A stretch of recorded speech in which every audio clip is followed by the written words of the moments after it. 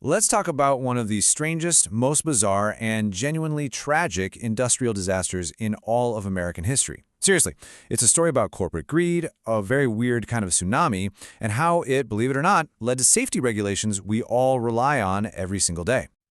Okay, so picture this. A wave of pure destruction tearing through a city at 35 miles per hour.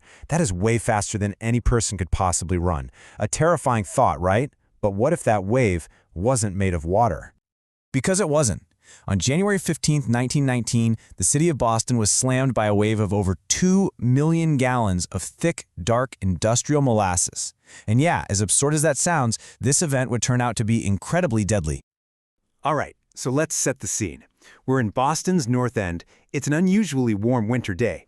And in just a moment, everything is about to change forever. It's noon and a massive 5-storied tall storage tank owned by the Purity Distilling Company just explodes. The force is unbelievable. It unleashes a 25-foot-high wall of molasses that rips through the streets.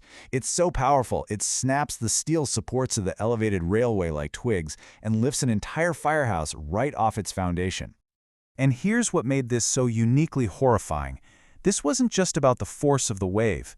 You know, in a normal flood, you might be able to swim or grab onto something. But this was molasses. It's thick, it's sticky. People weren't just knocked over, they were completely trapped, crushed, and then suffocated by this viscous sludge. It was an absolute nightmare. But here's the thing. This disaster was not some random act of God. It was completely 100% preventable. And the story of why it happened is almost as shocking as the event itself. Yeah, this was no secret. The people who lived nearby, many of them Italian and Irish immigrants, they knew something was seriously wrong with this tank. They could literally see molasses leaking from the seams all the time. They even had a nickname for it based on its most obvious and dangerous flaw.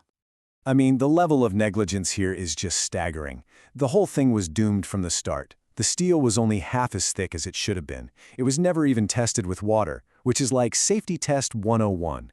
Because the company was in a hurry, and when local residents reported hearing these loud, awful groaning sounds from the metal straining under the pressure, the company just blew them off. Oh, and the guy who designed it, get this, not even an engineer. So instead of actually fixing the massive structural problems that everyone could see, you know what the company's solution was? They painted the tank brown.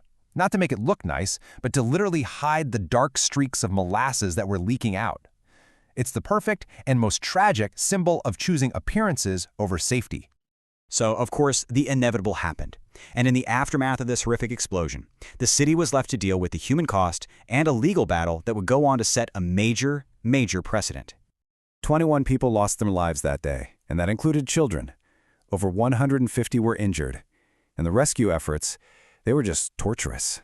First responders had to wade through waist-deep, sticky molasses, completely unable to see victims who were submerged, all while trying not to get stuck and become victims themselves.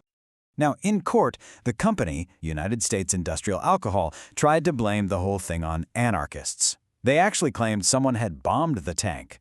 It was a pretty desperate and frankly insulting attempt to shift the blame, but after a 3-year trial, the court found the truth. The company was liable. The tank was simply and fundamentally unsound. So why was molasses so destructive? Well, the answer actually lies in physics. Molasses is what's called a non-Newtonian fluid. All that means is that its thickness, or viscosity, isn't constant. And this unique property created this horrifying 2-stage danger.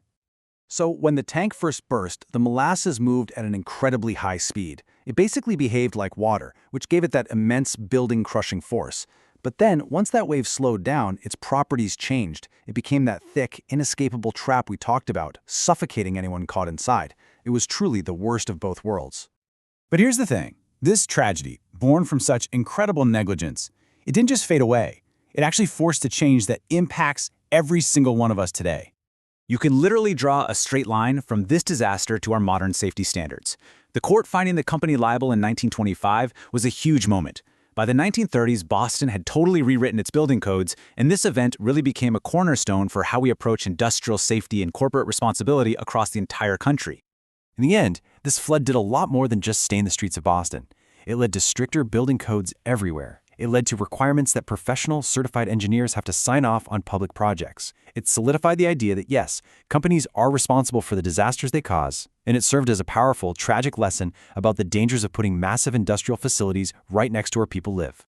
And there's this quote that just perfectly captures the core lesson of this whole disaster. When progress is measured only in profit, the cost is always, inevitably paid in human lives. The sweetest substance in that factory became a symbol of the absolute darkest kind of corporate negligence. It's a really sobering thought, and it leaves us with a critical question, right? The people of Boston's North End, they tried to warn the company about that groaning, leaking tank, but their warnings were completely ignored. So it really makes you wonder, what clear warnings might we be ignoring in our own time?